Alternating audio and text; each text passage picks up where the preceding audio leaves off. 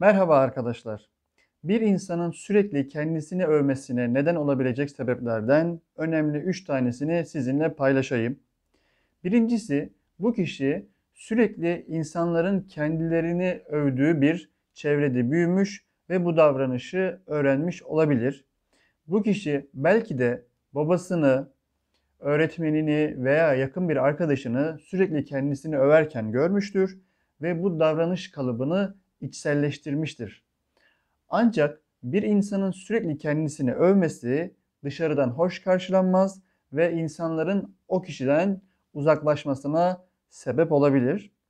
Görerek öğrenme önemli bir öğrenme şeklidir arkadaşlar.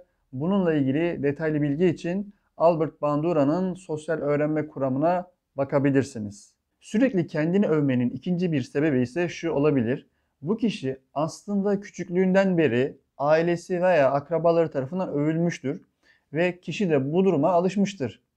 Kendisini öven çevresinden uzaklaştığı zamanlarda kimse onu övmüyordur. O da bu boşluğu kendisini överek dolduruyordur. Sonuçta övülmek insanın hoşuna gider. Mesela bu kişi anne babası aman benim paşam, işte hanimiş benim prensesim gibi büyütmüş olabilir. Böyle arkadaşlar varsa dinleyenlerden, evet arkadaşlar siz annenizin babanızın paşası, prensesi olabilirsiniz ama bu arkadaşlarınızın da sizi öyle gördüğü anlamına gelmez. Bunu unutmayın. Bir insanın sürekli kendisini övmesinin ilginç bir sebebi de şu olabilir arkadaşlar. Aslında kişi kendisini yetersiz ve değersiz hissediyordur.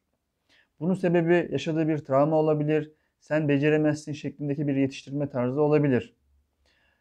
Kişi bu yetersizlik ve değersizlik duygusuyla başa çıkmak için sürekli kendisini övüyordur.